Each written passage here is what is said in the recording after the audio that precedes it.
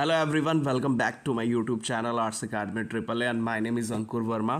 आज की क्लास का जो हमारा चैप्टर चल रहा है उसका नाम है पावर शेयरिंग। इसी के चलते जो हमारा टॉपिक चल रहा है उसका नाम है एकोमोडेशन इन बेल्जियम। हम ये चीज़ें डिस्कस कर रहे हैं कि बेल्जियम में ऐसा क्या हुआ जिसकी वजह से वहाँ पे कॉन्फ्लिक्ट या सिविल वॉर जैसी सिचुएशन क्रिएट नहीं हुई जो श्रीलंका में क्रिएट हुई थी। The first point is Constitution, the number of Dutch and French speaking minister shall be equal in the central government। अब यहाँ पे कॉन्स्टिट्यूशन के अंदर ये कर दिया गया कि डच स्पीकिंग और साथ के साथ जो फ्रेंच स्पीकिंग मिनिस्टर हैं वो बिल्कुल इक्वल होंगे, वो भी कहाँ पे, सेंट्रल गवर्नमेंट में। दैट मीन्स कि बेल्जियम में ये किया गया कि जो सेंट्रल गवर्नमेंट बनी, सेंट्रल गवर्नमेंट आपको पता ही है देश के लेवल की गवर्नमेंट होती है, यहाँ पर ये डिसाइड कर दिया गया कि अगर एग्जाम्पल के तौर पे मान के चलें कि 50 मिनिस्टर्स जो हैं वो डच स्पीकिंग है, तो वहीं सेम 50 मिनिस्टर्स भी वहाँ पर होंगे, वो भी कौन से, फ्रेंच स्पीकिंग। तो यहाँ पर सबसे पहली चीज़ इन्होंने ये की कि कॉन्स्टिट्यूशन के अंदर इन्होंने फिक्स कर दिया कि जितने फ्रेंच स्पीकिंग मिनिस्टर होंगे उतने ही डच स्पीकिंग क्या होंगे, मिनिस्टर्स होंगे।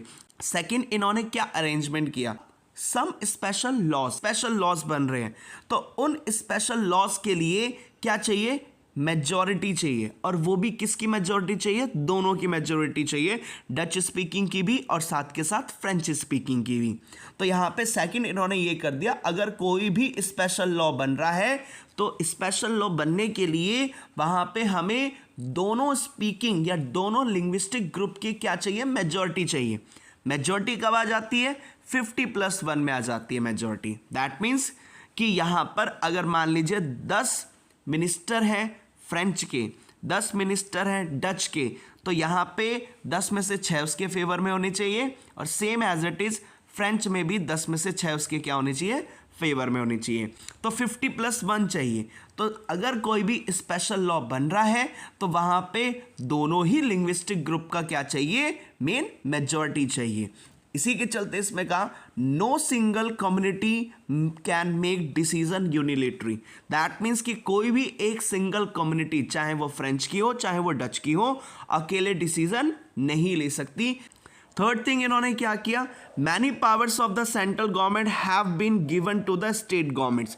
कई सारी पावर्स जो सेंट्रल गवर्नमेंट की थी उसको किसको दिया गया, स्टेट गवर्नमेंट को दिया गया।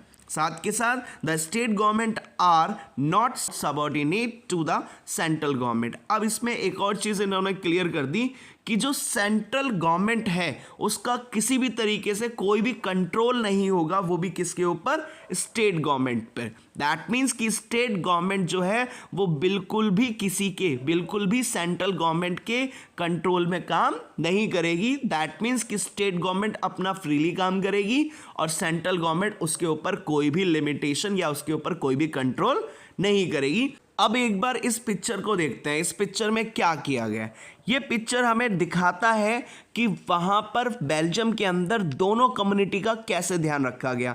तो the photograph here is of a street address in the Belgium. You will notice that place names and direction in the two languages French and Dutch. यहाँ पे फ्रेंच का भी ख्याल रखा जा रहा है, साथ के साथ डच का भी ख्याल रखा जा रहा है। दैट मीन्स दोनों ही कम्युनिटी या दोनों ही स्पीकिंग के लोगों को क्या दी जा रही है, मेन उनके इमोशंस, उनकी लैंग्वेज और साथ के साथ उनकी क्या इंटरेस्ट है उसका ध्यान रखा जा रहा है। ये सारी चीज़ें ध्यान रखी गई जिसकी वजह से बेल्जियम में फ्रेंच और डच कम्युनिटी के बीच में कॉन्फ्लिक्ट क्रिएट नहीं हुआ। अब हम देखेंगे और कौन कौन से अरेंजमेंट्स किए गए बेल्जियम के अंदर। तो फोर्थ इसमें अरेंजमेंट क्या किया, Brussels has a separate government in which both the community has equal representation. मैंने आपको अभी बताया कि बेल्जियम के अंदर क्या हुआ, बेल्जियम के अंदर सबसे फर्स्ट चीज़ इसमें यह की गई कि सेंट्रल गवर्नमेंट जो है उसमें इक्वल मिनिस्टर डच के होंगे और इक्वली मिनिस्टर किसके होंगे, फ्रेंच के। यही सेम प्रोसेस कहाँ पे, जो बेल्जियम की कैपिटल है ब्रुसेल्स में भी ऐसे ही हुआ। ब्रुसेल्स की सेपरेट गवर्नमेंट तो बनी, लेकिन साथ के साथ ब्रुसेल्स के अंदर मेन इक्वल रिप्रेजेंटेशन रखा गया। 10 डच स्पीकिंग मिनिस्टर हैं तो वहां पे 10 फ्रेंच स्पीकिंग मिनिस्टर्स भी होंगे। और हमें यह भी पता है कि कंट्री के लेवल पे मेन डचेस क्या थे, ज्यादा थे, और फ्रेंच क्या थे, कम थे। ठीक, लेकिन कैपिटल की बात करें कि कैपिटल मतलब कि ब्रुसेल्स के लेवल पे हमने पढ़ा था कि वहां पे ब्रुसेल्स के अंदर फ्रेंच क्या थे, ज्यादा थे, और डचेस क्या थे, कम थे। तो यहाँ पे क्या कहता है कि ब्रुसेल्स में अपनी सेपरेट गवर्नमेंट तो बनाई, लेकिन साथ के साथ उन्होंने इक्वल रिप्रेजेंटेशन दिया। क्यों दिया? क्योंकि जो French speaking people accepted the equal representation in Brussels because the Dutch speaking community has accepted the equal representation in the central government। इन्होंने ये कहा कि जब सेंट्रल लेवल पे डच स्पीकिंग पीपल्स ने बिल्कुल उनकी बात मानी कि सेंट्रल लेवल पे डच बेशक ज़्यादा है, लेकिन उन्होंने फिर भी फ्रेंच को क्या दिया, इक्वल रिप्रेजेंटेशन दिया, इक्वल मेंबर्स के लिए वो क्या हो गए, एग्री हो गए।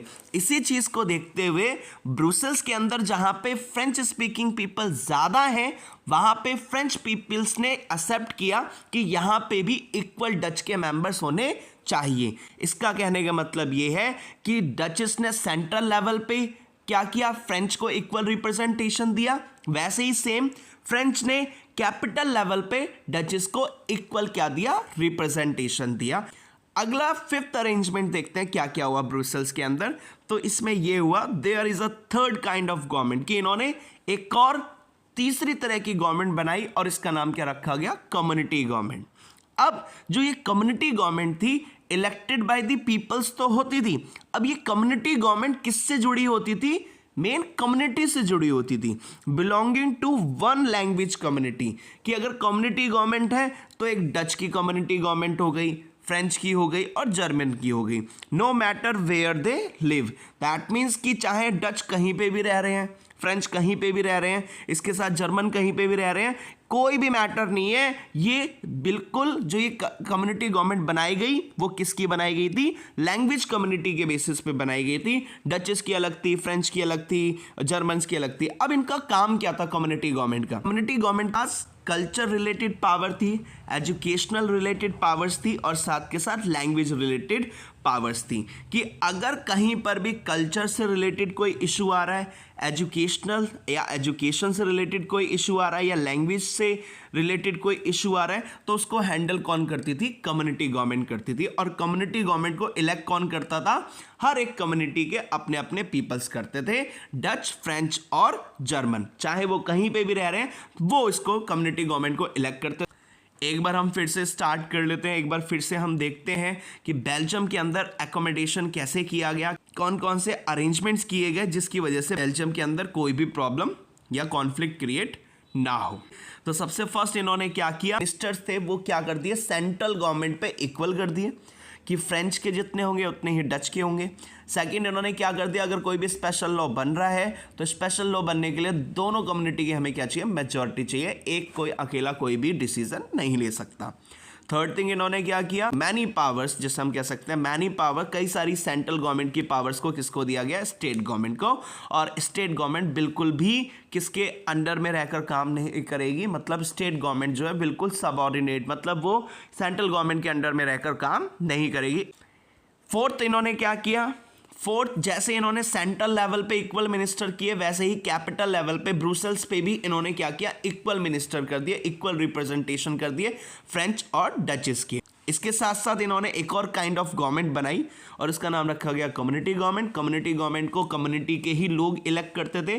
जो कम्युनिटी जो गवर्नमेंट बनी वो लैंग्वेज के बेसिस पे बनी थी, फ्रेंच की अलग, डच की अलग और जर्मन की अलग, कहीं पे भी रहते थे उसको इलेक्ट करते थे। इसके साथ साथ कम्युनिटी गवर्नमेंट के पास मेन कल्चर, एजुकेशनल और लैंग्वेज रिलेटेड अगर कोई इशू होता था तो उससे रिलेटेड पावर किसके पास होती थी, कम्युनिटी गवर्नमेंट के पास।